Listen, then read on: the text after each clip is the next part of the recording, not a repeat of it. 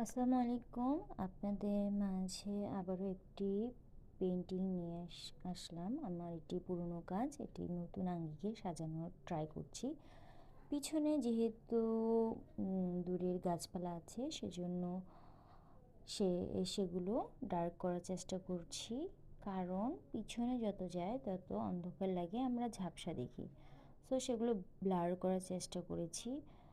আর সবথেকে পিছনে যেগুলো সেগুলো আবার বেগুনি কালারের হয়ে থাকে, সেজন্য বেগুনি কালার দিয়েছি। দেখেন আস্তে আস্তে আমি কিন্তু টিনের চালাগুলোর উপরেও ডার্ক করছি, বাড়ির চারপাশেই ডার্ক করে দিচ্ছি যাতে বাড়িটি ফুটে তোলা যায়।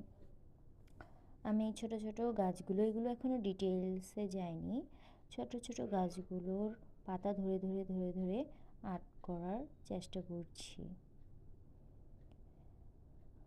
সবথেকে ওয়াটার কালারে আমার কাছে মনে হয় যে সৌন্দর্যটাই মুখ্য। আপনারা যেভাবে যে নিয়মেই করুন না কেন, যদি আপনারা সুন্দরভাবে ফুটিয়ে তুলতে পারেন, ছবিটিকে নান্দনিক করে তুলতে পারেন, কালারফুল করে তুলতে পারেন, তাহলেই ছবিগুলোর জীবন্ত মনে হবে এবং সুন্দর লাগবে। প্রকৃতিতে কিন্তু অনেক রকমেরই কালার আছে, আমাদেরকে কালারগুলো ছবিতে অ্যাপ্লাই করতে হবে। দেখেন আমি সামনের ঝোপঝাড়গুলো আঁকার চেষ্টা করেছি। এই ফাইনাল লুক। আরও কাজ আছে, পরবর্তীতে আবারও ভিডিও আপলোড করব।